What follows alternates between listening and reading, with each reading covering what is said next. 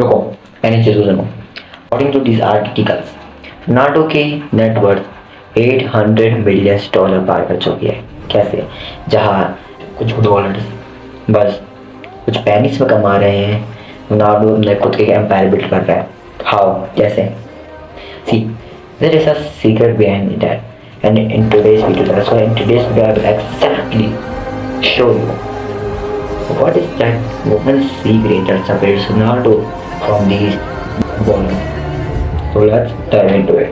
See, मैंने observe किया और तुमने भी ज़रूर किया होगा कि ये मेहनत का काम नहीं है। वो लग जाने कि रोनाल्डो ज़्यादा मेहनत करता है, लेकिन कहीं ना कहीं मेहनत का काम नहीं है, सीक्रेट भी मेहनत का नहीं है।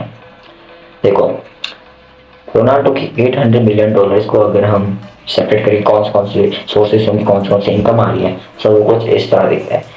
रोनाल्डो की 77% इनकम $800 मिलियन में से 77% इनकम फुटबॉल से आती है। 18% उनके एंडोर्समेंट जैसे कि partnership with Naik and etcetera. 3% उनके सोशल मीडिया से आती है, जहाँ वो अपने इंस्टाग्राम में अपने पर्सनल ब्रांड में स्पॉन्सर्स करते हैं, जिससे उसको उनको एक कोच के मिलियंस मिलते हैं। एंड 2% उनके इनकम बिजनेस वेंचर से आते हैं, लाइक उनका सीआरसन ब्रांड, उनके होटल्स, उनके हॉस्पिटल फैसिलिटी, उनके क्लोथ ब्रांडिंग एक्सेट्रा एक्सेट्रा। लेकिन यहाँ से एक ट्विस्ट है।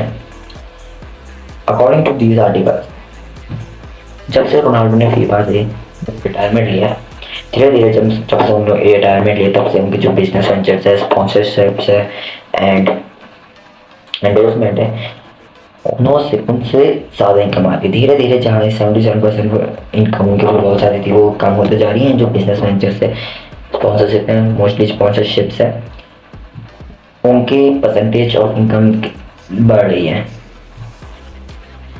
तो हम यहाँ तो नीचे समझ सकते हैं कि रोनाल्डो ने अपना यूट्यूब में पर्सनल ब्रांड क्यों स्टार्ट किया। इसको क्यों रोनाल्डो ने अपना ऐसी क्या ज़रूरत पड़ी थी क्रिस्टियानो रोनाल्डो को कि उनने अपना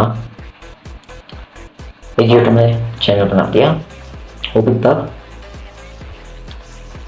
जब उन्हें फीफा से रिटायरमेंट ले लिया। क्यों? उसके बाद ही क्यों? तो रोनाल्डो से हटके एक बार मैसी पे आते हैं। तो मैसी की कुछ जो नेटवर्क है वो थोड़ी बहुत रोनाल्डो से ज़्यादा है। तो उनकी जो 45% ऑफ इनकम उनकी फुटबॉल से आती है, उनके सॉकर से आती है, उनकी करियर से आती है, मैच खेलने से आती है। 40% उनके एंडोर्समेंट से आती है, 40% एंडोर्समेंट में आती है। शेयर उनकी सिर्फ 18%, मैसी की 40%, 5% उनके बिजनेस वेंचर से आती है, मेन जितना भी ब्रांड है। ओके, चलो नेमार को लेते हैं।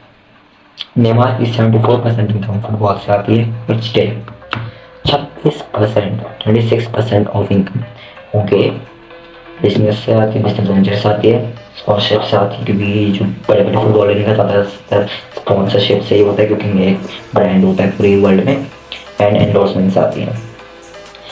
तो जितने भी रिच फुटबॉलर्स हैं, उनमें तुमने एक चीज़ कॉमन देखोगी कि सिर्फ एक टूर्नामेंट में एक टूर्नामेंट से इनकम नहीं आती, इनकी अलग अलग ऐसे इनकम आती रहती है।